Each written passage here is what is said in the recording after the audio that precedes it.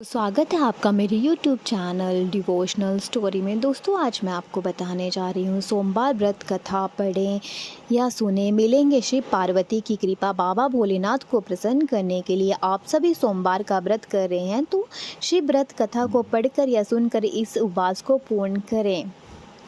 बाबा भोलेनाथ सोमवार व्रत की विधि।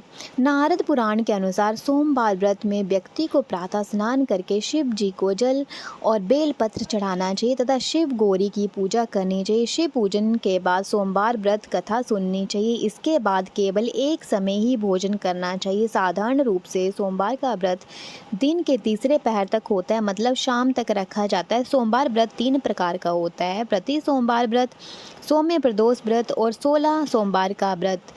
इन सभी व्रतों के लिए एक ही विधि होती है। व्रत कथा। एक समय की बात है, किसी नगर में एक साहूकार रहता था। उसके घर में धन की कोई कमी नहीं थी, लेकिन उसका कोई संतान नहीं थी। इस कारण वो बहुत दुखी रहता था। पुत्र प्राप्ति के लिए वो प्रत्येक सोमवार व्रत रखता था और पूरी श्रद्धा के साथ शिव मंदिर जाकर शिव और पार्वती जी की पूजा करता था। उसकी भक्ति देखकर एक दिन माँ पार्वती प्रसन्न हो गई और भगवान शिव से उस साहूकार की मनोकामना पूर्ण करने का आग्रह किया। पार्वती जी की इच्छा सुनकर भगवान शिव ने कहा कि हे पार्वती, इस संसार में हर प्राणी को उसके कर्मों का फल मिलता है और जिसके भाग्य में जो है उसे भोगना ही पड़ता है। लेकिन पार्वती जी ने साहूकार की भक्ति का मान रखने के लिए उसकी मनोकामना पूर्ण करने की इच्छा जताई। माता पार्वती के आग्रह पर शिवजी ने साहूकार को पुत्र प्राप्ति का वरदान तो दे दिया, लेकिन साथ ही ये भी कहा उसके बालक की आयु केवल 12 वर्ष होगी। माता पार्वती और भगवान शिव की बातचीत को साहूकार सुन रहा था। उसे ना तो इस बात की खुशी थी और ना ही दुख। वो पहले की भांति शिव जी की पूजा करता रहा। कुछ समय के बाद साहूकार के घर में एक पुत्र का जन्म हुआ। जब वो बालक 11 वर्ष का हुआ तो उसे पढ़ने के लिए काशी भेज दिया गया। साहूकार ने पुत्र के मामा को बुलाकर उसे बहुत सारा धन दिया और कहा कि तुम इस बालक को काशी विद्या प्राप्ति के लिए ले जाओ और मार्ग में यज्ञ कराना। जहाँ भी यज्ञ कराओ वहाँ ब्राह्मणों को भोजन कराते और दक्षिणा देते हुए जाना। दोनों मामा भांजा इसी तरह यज्ञ कराते और ब्राह्मणों को दान दक्षिणा देते काशी की ओर चल पड़े। रात में एक नगर पड़ा जहाँ नगर के राजा की कन्या का विवाह था, लेकिन जिस राजकुमार से उसका विवाह होने वाला था वो एक आंख से काना था। राजकुमार के पिता ने अपने पुत्र के काना होने की बात को छुपाने के लिए एक चाल सोची।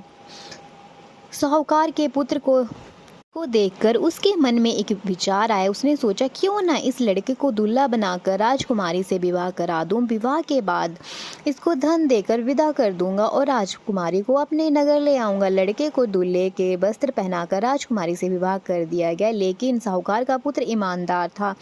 उसे ये न्याय संगत नहीं लगी। उसने अवसर पाकर राजकुमारी की चुन्नी के पल्ले पर लिखा कि तुम्हारा विवाह तो मेरे साथ हुआ है, लेकिन जिस राजकुमार के संग तुम्हें भेजा जाएगा वो एक आंख से काना है। मैं तो काशी पढ़ने जा रहा हूँ।